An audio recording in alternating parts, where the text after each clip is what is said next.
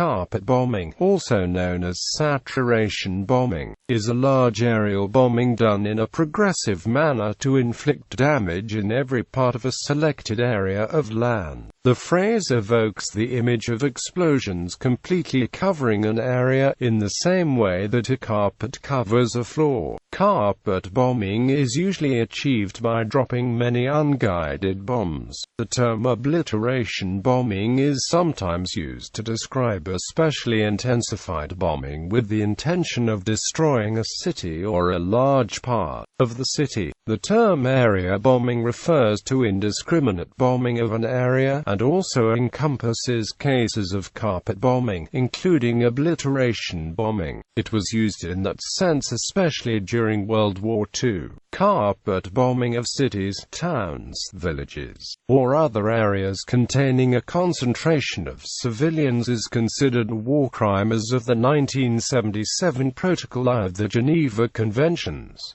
Early history. One of the first cases of carpet bombing was by the German Condor Legion during the Spanish Civil War against Republican infantry during the Battle of El Mazaco, where the targeted troops were dispersed on rocky slopes, and the Condor Legion learned that carpet bombing was not very effective in such terrain. During World War II, in the European theater, the Rotterdam Blitz was an aerial bombardment of Rotterdam by 90 bombers of the German Air Force on 14 May 1940. During the German invasion of the Netherlands, the objective was to support their German assault on the city, break Dutch resistance and force the Dutch to surrender. Despite a ceasefire, the bombing destroyed almost the entire historic city center, killing nearly 900 civilians and leaving 30,000 people homeless. The destructive success of the bombing led the Oberkommando der Luftwaffe to threaten to destroy the city of Utrecht if the Dutch government did not surrender. The Dutch capitulated early the next morning. As the war progressed, the British built up RAF Bomber Command, which was capable of delivering many thousands of tons of bombs onto a single target. In spite of heavy initial bomber casualties in 1940, the bomber force was then wielded by Arthur Travers Harris in an effort to break German morale, and obtain the surrender which DE had predicted 15 years earlier. The United States joined the war and the USAAF greatly enforced the campaign. Many cities, both large and small, were virtually destroyed by Allied bombing. W.G. Sebald's book, On the Natural History of Destruction, comments on the carpet bombing of German cities and asks why it does not play a larger part in the German national consciousness, and why virtually no German authors have written about the events. Despite the lack of literary coverage, a style of film shot amongst the urban debris and depicting the gritty lives of those who had to rebuild the destroyed cities called the rubble film, developed in the years after the end of World War II.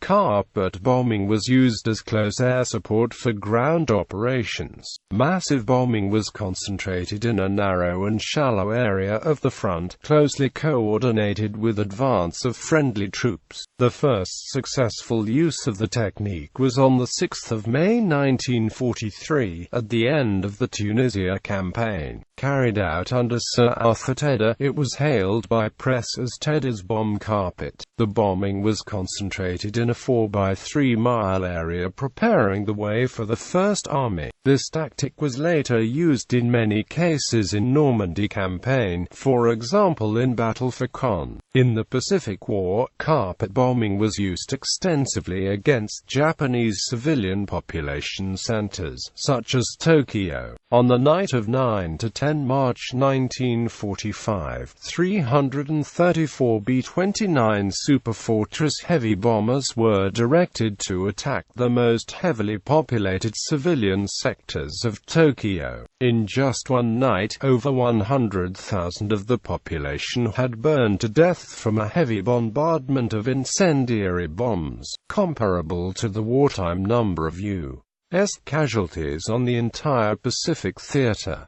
Another 100,000 Japanese were left homeless. These attacks were followed by similar ones against Kobe, Osaka, and Nagoya, as well as other sectors of Tokyo, where over 9,373 tons of incendiary bombs were dropped on civilian and military targets. By the time of the dropping of the atomic bombs on Hiroshima and Nagasaki, light and medium bombers were being directed to bomb targets of convenience, as most urban areas had been already destroyed. In the 9-month-long civilian bombing campaign, over 580,000 Japanese civilians died.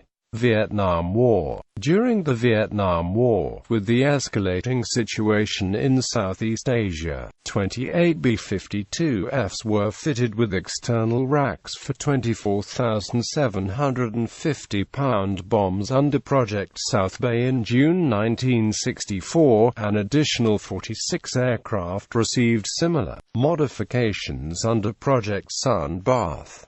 In March 1965, the United States commenced Operation Rolling Thunder. The first combat mission, Operation Arclight, was flown by B-52Fs on 18 June 1965, when 30 bombers of the 9th and 441st Bombardment Squadron struck a communist stronghold near the Ben Cut district in South Vietnam. The first wave of bombers arrived too early at a designated rendezvous point, and while maneuvering to maintain station, 2 B-52s collided, which resulted in the loss of both bombers and 8 crewmen. The remaining bombers, minus one more that turned back for mechanical problems, continued toward the target. 27 Stratofortresses dropped on a 1-mile by 2-mile target box from between 19,000 and 22,000 feet, a little more than 50% of the bombs falling within the target zone. The force returned to Anderson AFB except for one bomber with electrical problems that recovered to Clark AFB, the mission having lasted 13 hours. Post-strike assessment by teams of South Vietnamese troops with American advisors found evidence that the VC had departed the area before the raid, and it was suspected that infiltration of the South's forces may have tipped off the North because of the ARVN troops involved in the post-strike inspection. Beginning in late 1965, a number of B-52Ds underwent big belly modifications to increase bomb capacity for carpet bombings, while the external payload remained at 24,500-pound to 750-pound bombs. The internal capacity increased from 27 to 84,500-pound bombs, or from 27 to 42,750-pound bombs. The modification created enough capacity for a total of 60,000 pounds in 108 bombs. Thus modified B-52Ds could carry 22,000 pounds more than B-52Fs. Designed to replace B-52Fs, modified B-52Ds entered combat in April 1966, flying from Anderson Air Force Base, Guam. Each bombing mission lasted 10 to 12 hours with an aerial refueling by KC-135 Stratotankers. In spring 1967, the aircraft began flying from Utah Pow Airfield in Thailand, giving the aircraft the advantage of not requiring in-flight refueling. On the 22nd of November 1972, a B-52D from Utah Pow was hit by a surface-to-air missile while on a raid over Vinh. A crew was forced to abandon the damaged aircraft over Thailand.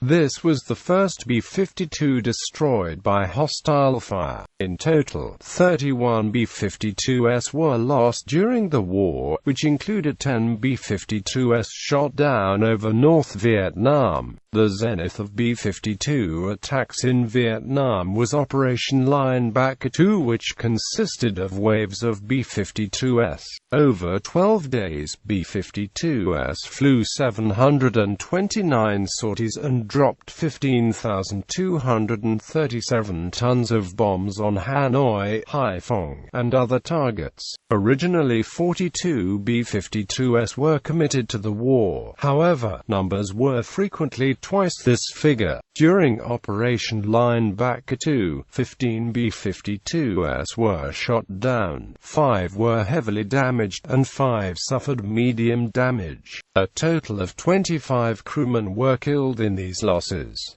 North Vietnam claimed 34 B-52s were shot down.